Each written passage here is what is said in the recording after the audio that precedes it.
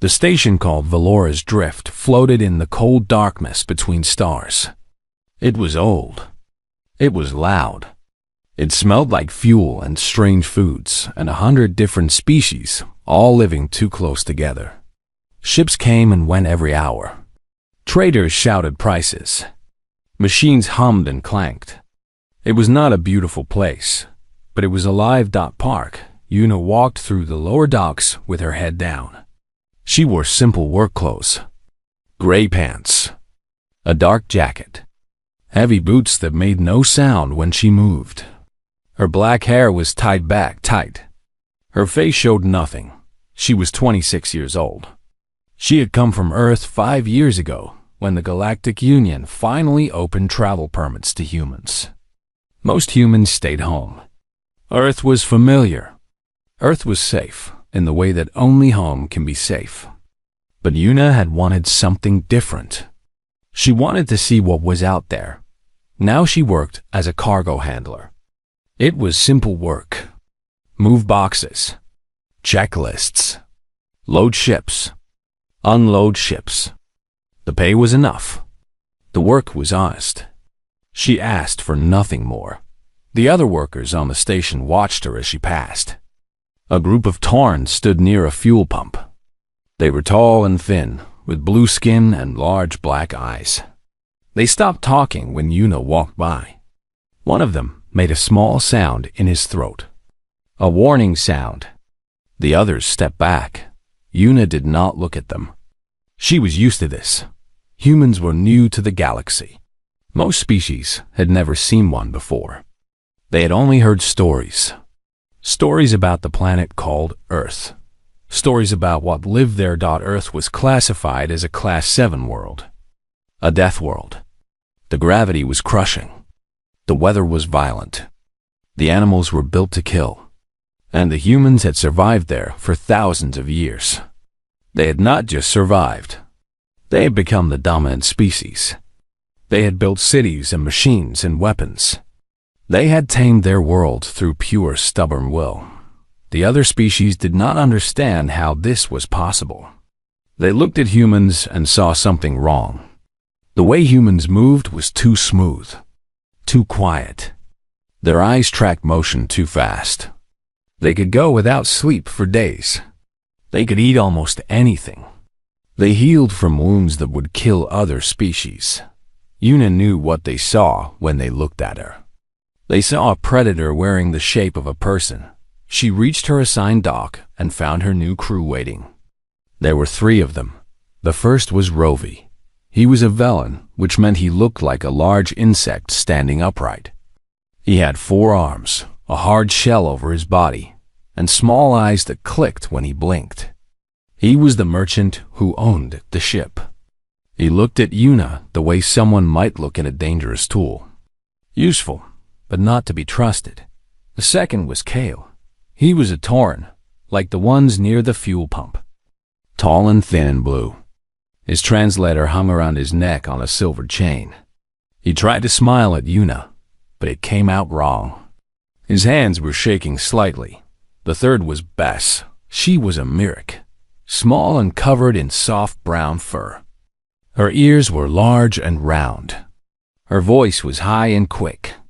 She did not look at Una directly. She looked at the floor instead. Rovi stepped forward and handed Una a datapad. His voice was flat and businesslike. You are the human. Park Una, cargo handler. 3 years experience. No complaints on your record. Una nodded. That is correct. You will work under me on the Silver Moat. We transport goods through the Orion sector. The work is simple. Do your job. Follow orders. Cause no trouble. Understood? Understood. Rovi studied her for a moment. His small eyes clicked twice. Then he turned and walked toward the ship. Kale fell into step beside Una as they followed. He cleared his throat nervously. So, you are from Earth, the Deathworld. Una kept walking. Yes, I have heard many things about your planet. They say the water falls from the sky there. They say fire comes from the mountains. They say your animals have teeth the size of my arm. Some of them do. Kale made a small choking sound. Yuna was not sure if it was fear or amazement. Bess walked on Yuna's other side. Her voice was barely a whisper. Is it true that humans can break bones and keep walking? Yuna thought about this. She remembered falling from a tree when she was 12. She had broken her wrist. She had walked home anyway. Her mother had been angry. Sometimes, Yuna said. Bess and Kale exchanged a look. They did not speak again until they reached the ship. The Silver Moat was a mid-sized cargo freighter. It was not pretty. The hull was scratched and dented from years of travel. The engines made a sound like something was loose inside. But it was solid. It would fly. Yuna found her quarters in the lower deck.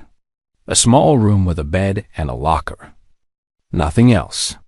She set down her bag and looked out the small window at the station beyond. She did not notice the hooded figure standing in the shadows of the dock. She did not see how he watched her, how his eyes followed her every movement, how he smiled a cold, calculating smile. But she would learn his name soon enough. And when she did, everything would change. The Silver Moat's engines hummed to life. The ship lifted from the dock and turned toward the stars. Yuna lay down on her bed and closed her eyes. She did not know that she was being hunted. She did not know that danger was already aboard. She only knew that space was vast and dark and full of unknowns. But that was fine. She had survived Earth. She could survive anything. 3 days passed in the black emptiness between stars. Yuna fell into the rhythm of the ship. Wake up, work, eat, sleep. The cargo was simple to manage. Crates of machine parts, containers of preserved food, medical supplies for a colony world. Nothing special. Nothing dangerous. But Yuna felt something wrong. It was a feeling she could not name. A tightness in her chest. A warning in the back of her mind. The same feeling she had when walking alone at night on Earth. The feeling of being watched. The hooded passenger was named Dren. He was a Keth. His species looked like upright lizards. They had scales instead of skin. Their eyes were yellow with thin black slits. Their teeth were sharp and visible even when their mouths were closed. They moved in a way that was slow and careful, like they were always saving their energy for something. Dren traveled with 2 guards. They never spoke. They stood behind him like shadows. Their hands never strayed far from the weapons at their belts. On the 3rd day, Dren approached Yuna in the mess hall. She was eating alone. A bowl of rice and vegetables. Simple food. She had brought it from the station because she did not trust the ship's food printer. Machines could never get the taste right. Dren sat down across from her without asking. His guards stood nearby, watching. "You are the human," Dren said. His voice was smooth and cold, like oil sliding over glass. "Park Yuna, from Earth." Yuna did not stop eating. "Yes, I have heard stories about your world. Fascinating stories. They say your planet is a Class 7, one of the most dangerous worlds in the known galaxy. They say your kind evolved in a place of constant death." Yuna said nothing. She took another bite of rice. Dren leaned forward. His yellow eyes studied her face. "They say humans can survive poison, that your bodies can heal from damage that would kill other species. They say you can run for hours without stopping, that you once hunted animals by simply chasing them until they died from exhaustion. Is this true?" Yuna set down her chopsticks. She looked at Dren directly for the first time. Some of it. Dren smiled. It was not a friendly smile. It was the smile of someone who had found something valuable. "How wonderful," he said. "How truly wonderful." He stood up and walked away. His guards followed. Yuna watched them go. The warning feeling in her chest grew stronger. That night, Rovi found Yuna in the cargo bay. She was checking the straps on a stack of crates, making sure everything was secure. The ship would pass through an asteroid field tomorrow. Things needed to be tight. Rovi stood beside her. His forearms were crossed over his chest.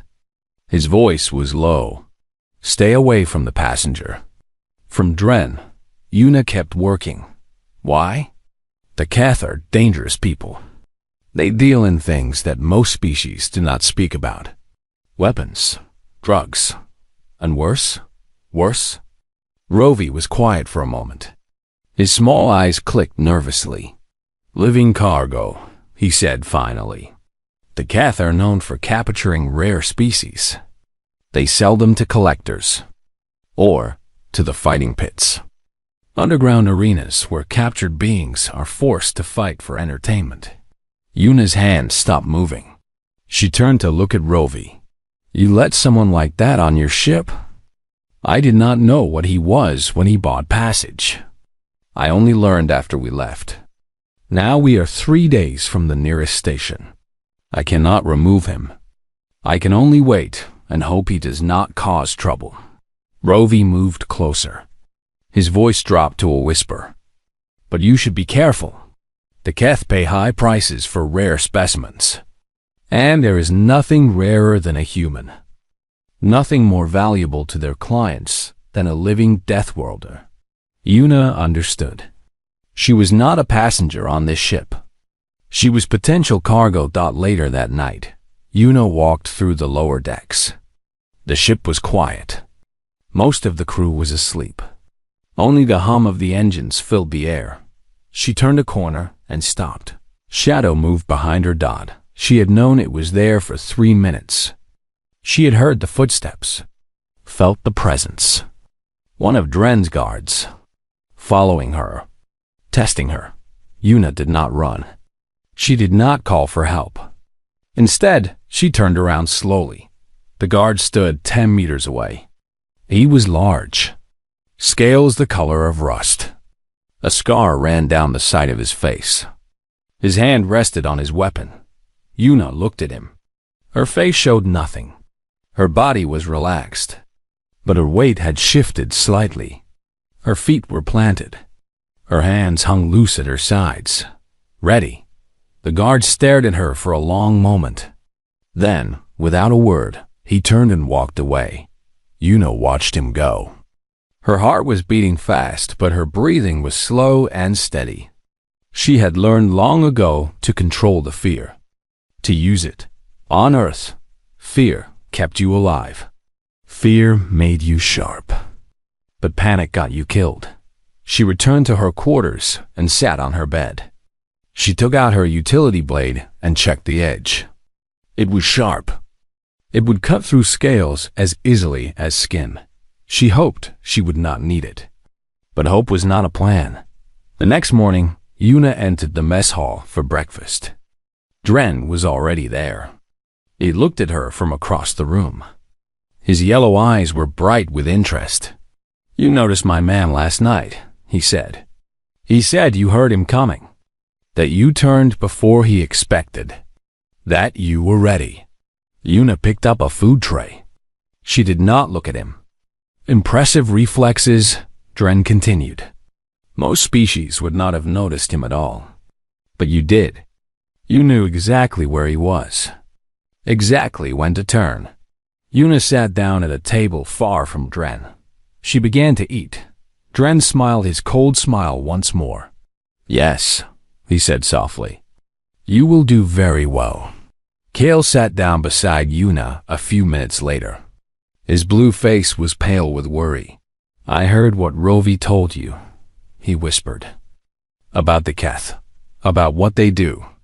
You should be careful. Maybe stay in your quarters until we reach port." Yuna shook her head. "I will not hide, but they are dangerous." Yuna looked at Kale. Her eyes were calm. Her voice was quiet. "So am I." Kale stared at her for a moment. Then he looked away. He did not know what to say. He had seen many things in his years of traveling the stars. but he had never seen anything quite like the human woman sitting beside him. He wondered what would happen if Dren pushed too far. He wondered what would happen if the Keth made a mistake. Part of him was afraid to find out. Another part of him was curious.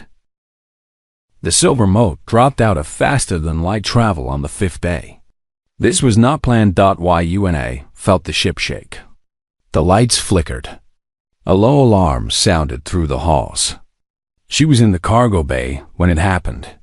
She grabbed a support beam and held on until the shaking stopped. Rovi's voice came through the ship's speakers. He sounded nervous. "Attention, crew. We have made an emergency stop. There is a problem with the navigation system.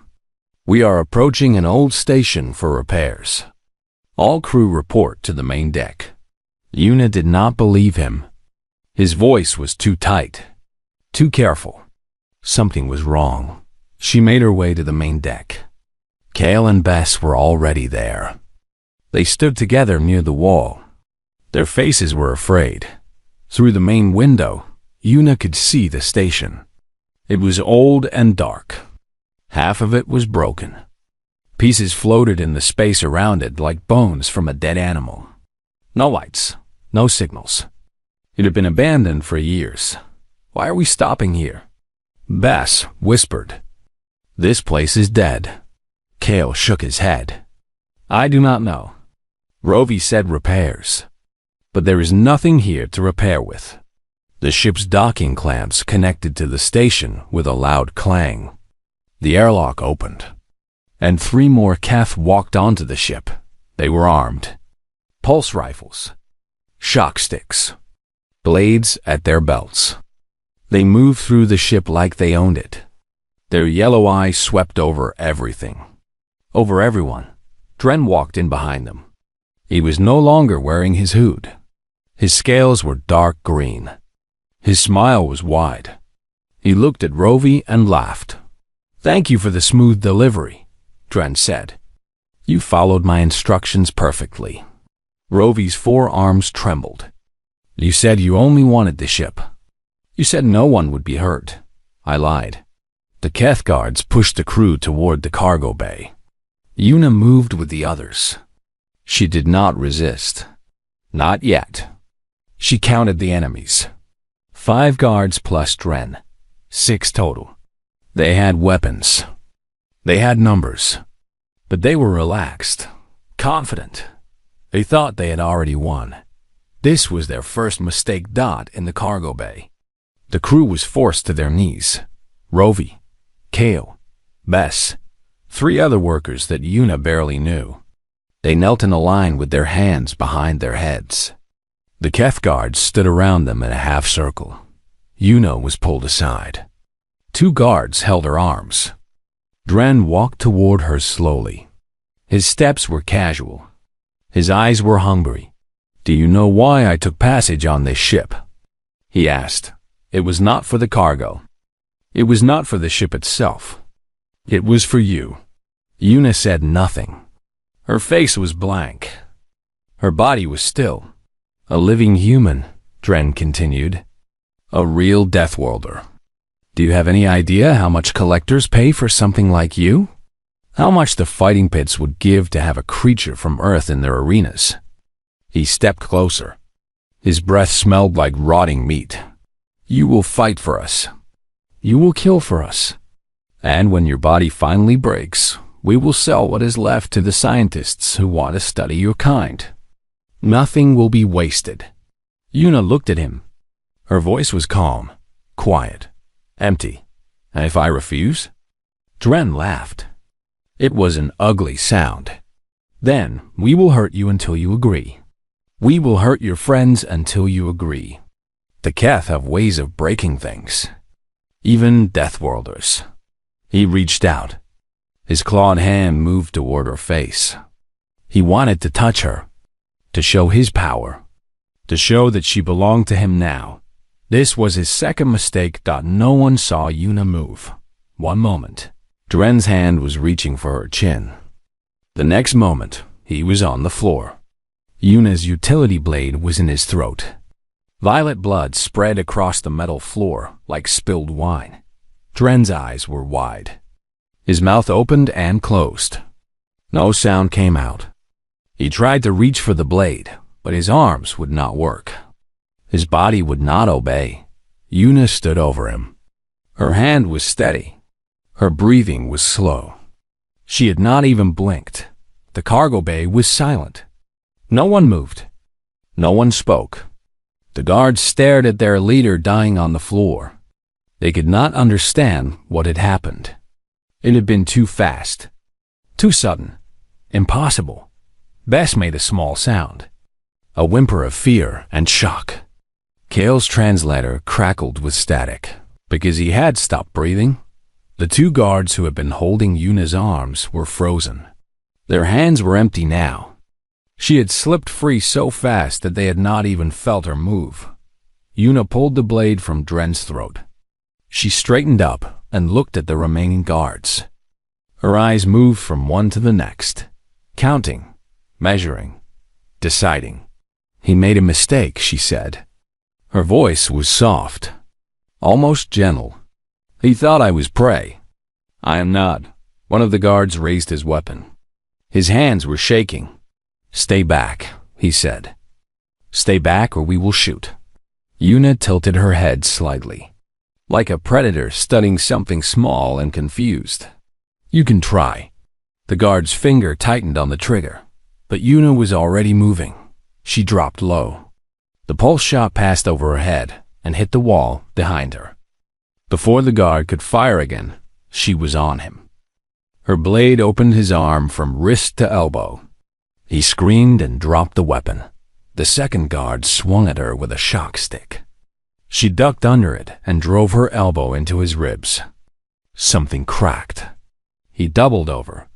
She grabbed his head and slammed it into her knee. He fell and did not get up. 3 seconds. 2 guards down. 5 left. The crew watched in silence. They had never seen anything move like this. Never seen violence so clean, so efficient, so terrifyingly fast. Rovi had lived 40 years in the trade lanes. He had seen pirates and killers and soldiers of every species. But he had never seen anything like the human woman standing in a pool of alien blood. Not a scratch on her body, not a tremble in her hands. He finally understood what a Deathworlder really was. The remaining Keth guards looked at each other. They looked at their dead leader. They looked at their broken companions. Then they looked at Una. She stood in the center of the cargo bay. Her blade dripped violet. Her eyes were calm, patient, ready. She was waiting. Waiting to see if they would make the same mistake their leader had made. One wrong move. That was all it would take. They knew it now. They understood. The question was, were they smart enough to walk away? The 4 remaining Keth guards stood frozen. Their yellow eyes were fixed on the human woman in front of them. Their hands gripped their weapons tight. But none of them moved. Dren was dead. The 2 guards who had tried to fight were broken on the floor. The cargo bay smelled like blood and fear. Una waited. Her blade hung loose in her hand. She was not breathing hard. Her heart was not racing. She felt calm, clear. This was what her body was made for. This was what millions of years of evolution had built. On Earth, humans had not been the strongest. They had not been the fastest. They had not had the sharpest claws or the thickest skin. But they had something else. They had endurance. They had adaptability. They had the ability to push through pain and keep going when other creatures would have stopped. And they had something more. Something that other species did not understand. Humans were persistence hunters. They did not give up. They did not stop. They would chase their prey for days if needed. They would outlast anything. The Keth were not built for this. They were ambush predators. Quick strikes. Fast kills. When their ambush failed, when their target fought back, they did not know what to do. One of the guards finally moved. He raised his pulse rifle and fired. Yuna was already gone. She had read his body language, seen his weight shift, known he would fire before he pulled the trigger. She rolled to the side and came up running. The guard tried to track her. Too slow. She was inside his reach before he could aim again. She drove her palm into his nose. Cartilage crunched. He stumbled back. She grabbed the rifle from his hands and swung it like a club. It connected with his head. He dropped. Another guard came at her from the right. A shock stick crackled with blue energy. One touch would send thousands of volts through her nervous system. Yuna turned to face him. He swung. She stepped back. The stick passed inches from her chest. She could feel the heat of it. He swung again. She caught his wrist and twisted. The joint made a wet popping sound. He screamed and dropped the weapon. She hit him in the throat with the edge of her hand. Not hard enough to kill. Just hard enough to collapse his windpipe for a few seconds. He fell to his knees, gasping for air that would not come. Two left. They stood near the door. They had not joined the fight. They had watched their companions fall one by one. Now they were trying to decide whether to run or fight. Yuna made the decision for them. She picked up the fallen shock stick and threw it. Not at them. At the door, controls beside them. Sparks flew. The door locked with a heavy clang. No escape now. You have two choices, Yuna said. Her voice was steady. Drop your weapons and live. Or fight and die. One of the guards snarled. His pride was stronger than his fear. He drew a blade from his belt and charged. Yuna sidestepped. Her foot hooked behind his ankle. He tripped and fell forward. Before he could recover, she was on his back. Her arm wrapped around his neck. She squeezed. The Keth struggled. His claws scratched at her arm. He thrashed and twisted. But Yuna's grip was iron. She held him until his movements slowed, until his body went limp. Then she let go. He was not dead, just unconscious. He would wake up with a headache and bruises. That was more mercy than he deserved. The last guard dropped his weapon. His hands went up. His yellow eyes were wide with terror. Please, he said. Please do not kill me. Yuna looked at him. She saw the fear in his face, the desperation. He was not a warrior. He was just someone who had followed orders. Someone who had not expected any of this. She lowered her blade. Open the door, she said. Get on your ship. Leave. Tell everyone what happened here.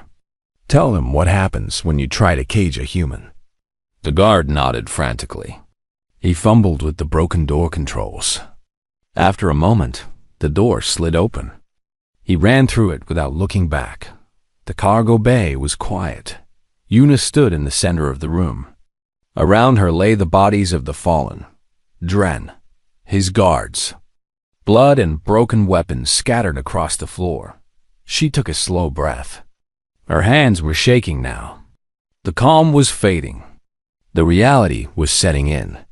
She had killed someone. She had hurt others.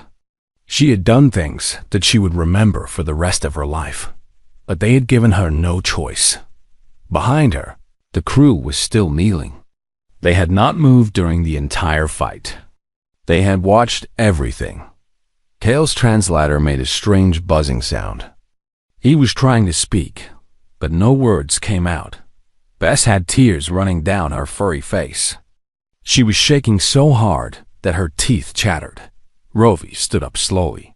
His forearms hung limp at his sides. His small eyes were fixed on Yuna. How? He whispered. How did you do that? Yuna wiped her blade clean on her jacket. She slid it back into her belt. Her hands were still trembling, but she kept her voice steady. On Earth, she said, hesitation gets you killed. Rovi shook his head slowly. He had never truly believed the stories about Deathworlders. He had thought they were exaggerations, myths, tales told to frighten children. Now he knew the truth. The stories were not exaggerations. If anything, they did not go far enough. Kale finally found his voice. It came out as a croak. Are they all dead? Yuna looked at the bodies on the floor. Dren was dead. One guard was dead. 3 were unconscious or injured. 1 had run. Not all, she said. The ones who stopped fighting are still alive. Bess looked up at her. Her large eyes were filled with something that Yuna could not read. Fear? Gratitude? Awe? You saved us, Bess said softly. They were going to take us, sell us, and you stopped them. By yourself. Yuna did not know what to say. She had not thought about saving anyone. She had only thought about surviving, about stopping the threat. The rest had been instinct, but she supposed Bess was right. She had saved them. In the end, that was what mattered. We should check the ship, Yuna said. Make sure there are no more of them. Then we need to get out of here before that one comes back with help. Rovi nodded. He was still staring at her, but there was something different in his eyes now. Something like respect. Yes, he said. You are right. We should go. He turned to the crew and began giving orders. His voice was shaky at first, but it grew stronger as he spoke. They had survived. They were alive. That was what mattered. Why Yuna helped move the unconscious guards to a storage room. They would leave them at the next station for the authorities. She did not look at Dren's body. She did not need to dot as she worked. Kale approached her. His blue face was pale, but he managed a small smile. I was afraid of you before, he said. Now I am afraid for anyone who crosses you. Yuna almost smiled. Almost. Let us hope no one else tries. The Silver Moat's engines hummed to life. The ship pulled away from the dead station and turned toward the stars. Behind them, the darkness swallowed everything. The station, the bodies, the memory of what had happened. But Yuna knew that some memories could not be left behind. Some things stayed with you forever. She returned to her quarters and sat on her bed. Her hands had stopped shaking. Her breathing was normal. But inside, something had changed. She was not just a cargo handler anymore. She was something more. Something that the galaxy would learn to respect, or fear. 1 week later, the Silver Moat returned to Velora's Drift. The station looked the same as when Yuna had left. Busy, loud, full of ships and traders and travelers from 100 different worlds. But something had changed. The whispers were different now. Before, the other species had whispered about Deathworlders with fear and curiosity. Now they whispered about one Deathworlder in particular. A human woman. A cargo handler. Someone who had killed a Kef slaver boss in less than 3 seconds. The story had spread fast. The guard who ran had talked. He had told everyone who would listen. About the human who moved like smoke. Who struck like lightning. Who had ended a crew of 6 without breaking a sweat. Some said the story was exaggerated. Humans were strange. Yes. Dangerous, maybe. But not like that. Not that fast. Not that deadly. Others were not so sure. Yuna walked through the station with her head down. Just like before. She wore the same simple clothes. The same heavy boots. Her face showed nothing. But people moved out of her way now. They did not look at her with casual curiosity anymore. They looked at her with respect. Or fear. She did not know which one she preferred. The station authorities had questioned her for 2 hours. They had records of Dren, records of his crimes. The kidnappings. The trafficking. The people he had sold to the fighting pits who were never seen again. When they learned what Yuna had done, they had not arrested her. They had thanked her. You did the galaxy a service, the lead investigator had said. That creature hurt many people. You stopped him. Yuna had nodded and said nothing. She did not feel like a hero. She felt tired. She felt changed. She felt like someone who had done something necessary but heavy. Something that would stay with her. After the questions were done, she had gone back to work. But work was different now. Merchants approached her every day. They offered her jobs on their ships. Security positions. Escort duties. Protection on dangerous routes through pirate space. "We need someone like you," they said. "Someone who can handle trouble." Yuna turned most of them down. She had not come to space to fight. She had come to work. To see the stars. To find something different from what she had left behind on Earth. But the offers kept coming. And she started to wonder if fighting was what she was meant to do after all. On the third day back, Kale found her in a small restaurant on the station's middle level. She was eating alone. Rice and vegetables. The same meal she always ate. Simple and familiar. Kale sat down across from her. His blue face looked healthier now. Less pale. Less afraid. "I wanted to thank you," he said, "for what you did on the ship. To saving us." Yuna set down her chopsticks. "You do not need to thank me." "I do." "We all do. Without you, we would be—" "I do not want to think about what we would be." Yuna looked at him. She remembered how nervous he had been when they first met. How his hands had shaken. How he had been afraid to look at her directly. "Are you still afraid of me?" she asked. Kale thought about this for a moment. Then he smiled. "Yes," he said. "A little. But it is a different kind of fear now. Not fear that you will hurt me. Fear of what might happen to anyone foolish enough to hurt you." Yuna almost smiled. It was a strange feeling. Warmth in her chest. Something close to belonging. "That is probably wise," she said. Later that day, Bess came to see her too. The small Merrick brought a gift. A small stone from her home world. It was smooth and gray and fit perfectly in Yuna's palm. "For protection," Bess explained. "My mother gave it to me when I left home. She said it would keep me safe. But I think you need it more than I do. Or maybe you do not need it at all. Maybe you are the protection." Yuna held the stone carefully. It was the first gift anyone had given her since she left Earth. "Thank you," she said. "I will keep it with me." Bess smiled. Her large eyes were bright. The fear was still there, somewhere deep. But it was smaller now, outweighed by something else. Something like friendship. On the seventh day, Yuna was standing at a docking bay when a stranger approached her. He was tall and thin. His skin was silver. His eyes were black and shiny like polished stones. He wore expensive clothes, fine fabrics in dark colors. He moved with the confidence of someone who was used to getting what he wanted. "Park Yuna," he said. It was not a question. The human from the silver moat. Yuna turned to face him. Her weight shifted slightly. Her hands hung loose at her sides. "Ready. Who are you?" "My name is Varys. I represent a private security firm. We protect convoys through the Rift territories. Dangerous routes. Hostile space. The kind of work that requires special skills." Yuna studied him. His face was calm.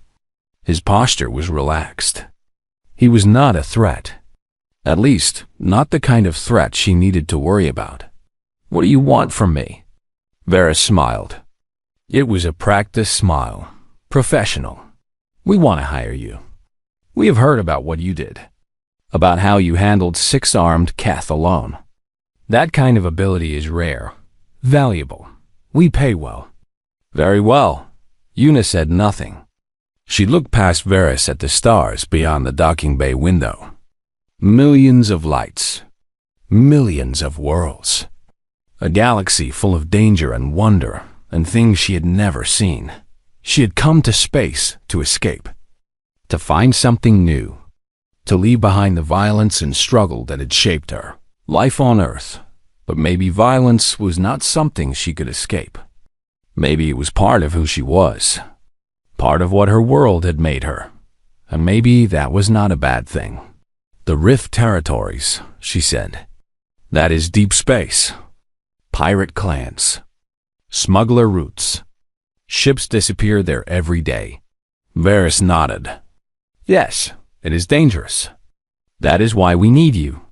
Una thought about the cargo bay on the Silver Moat, about Dren's face when he realized his mistake, about the fear in the eyes of his guards when they understood what she was.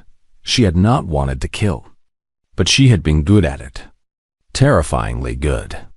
And there were others out there like Dren, others who hurt innocent people. Who captured them? Who sold them? Maybe she could stop some of them. Maybe she could make a difference. She looked at Varys. Her decision was already made. Where do I sign? Varys smiled again. This time, it looked almost genuine. Welcome to the team, Miss Park. I think you will fit in very well. He handed her a datapad with contract details. Una took it and began to read. The pay was good. The benefits were solid. The work was exactly what he had described. Dangerous. Difficult. Deadly.perfect. She signed her name at the bottom of the contract. Park Una. Human. Deathworlder. Security specialist. The title felt strange, but also right. Varys took back the datapad and nodded. Your ship leaves in 3 days. Dock 17. Do not be late. He turned and walked away. His footsteps echoed through the empty docking bay. Una stood alone by the window. The stars stretched out before her like an endless ocean of light. Somewhere out there, danger was waiting. Enemies were plotting. Innocent people were suffering, and she was going to do something about it. She reached into her pocket and touched the smooth gray stone that Bess had given her. For protection. For luck. For remembrance. Thought she did not know what the future held. She did not know if she would survive the Rift Territories. She did not know if she would ever see Earth again. But she knew one thing for certain. She was not afraid.